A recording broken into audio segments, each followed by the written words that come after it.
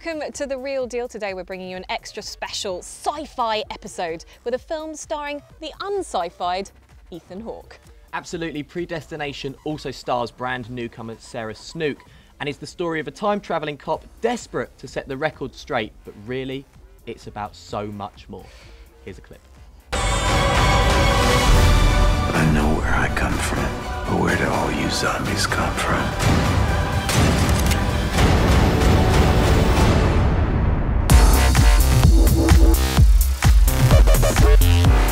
Okay, so Predestination, something that I was not expecting to be good, absolutely blew me away. Loved it. This film. Yeah. Loved it. One of the great things about doing this job is you go into, obviously you see all the big blockbusters and blah, blah, blah, blah, blah, but you get to go into little films that you don't know so much about, and they're a real surprise.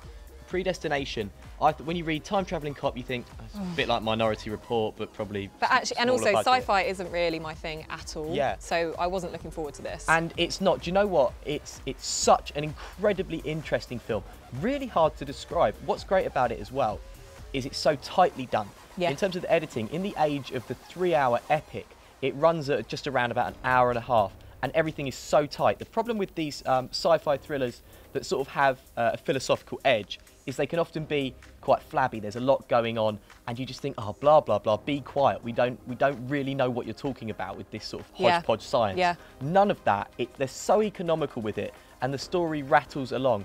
And it's not full of special effects and stuff. It's a really human story, and it's a thriller. Yeah, it really is. I would call it a thriller more than a sci-fi. There is a sci-fi element, but that doesn't really come into it until maybe the second half of the film. And it's really the performances that carry this, because the majority of it is set in a bar in 1970, which sounds bizarre. And what is brilliant is that newcomer Sarah Snook is brilliant in this film.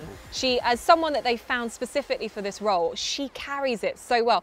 There is an androgynous element about her which works so brilliantly, and this is something that really captures your imagination. Goes, where the hell is this film going? And that is what is so brilliant. Yeah, she's the best thing about it, absolutely.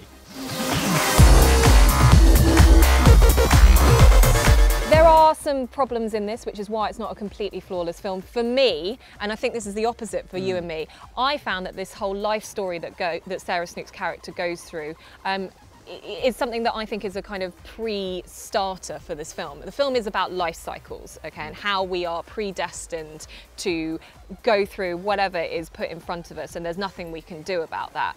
And there's a whole bit about how she came to be at that bar and who she is in that day. And then after that, the sci-fi kicks in, and for me, I was like, is now the only time in which this is starting? That was my only problem with it, but then I realised why that was there, really. Well, see, I was the other way around. That first half where it's all exposition, which is a boring bit of a film where they're just saying, this is how we got here. I found it so gripping that when I went to the loo, I ran down the corridor because I didn't want to miss anything. But then you also nudged me and went, what have I missed? Yeah, what have I missed? Becks, what I was joking. I wasn't. I was that gripped by it. And do you know what? We're really clutching at straws. Yeah, we here, really are. There was so little bad to say about this film that we were just trying to find something, really. So listen, it's so much more good than it is bad. Here's the real deal. Okay, so the real deal, Joe. Stunning central performances. I love Ethan Hawke in everything he's in. He's actually one of my favourite actors. Sarah Snook is just, it sounds so cheesy. She's a revelation in this. Yeah. She's absolutely fantastic. I also thought the way the film rattles along, the way the story's told, is incredibly gripping. And it's a fairly small distributor, Signature Entertainment, and it's a fairly small budget film compared to some of the other stuff we look about, Black Hat, which comes out the same week. Loved it, loved it, loved it. Hard to describe. You have to go and see it. If you don't like sci-fis, this doesn't matter, because what this is a really well-made, intelligent film. And for me, it's got 4 stars written all over it. I wish I could give it 5, but there are a few little niggles which we pointed out which might sort of set people off a little bit off balance on it. But other than that, a stunning film. You should all go and support this. It's fantastic. Yeah, absolutely, it's brilliant. And of course, for more film news, reviews and loads of film-based fun, check out The Real Deal on film.com and let us know what you think once you've seen Predestination at The Real Film Show on Twitter. And don't forget to check out our weekly show that comes out every Friday. Thanks for watching.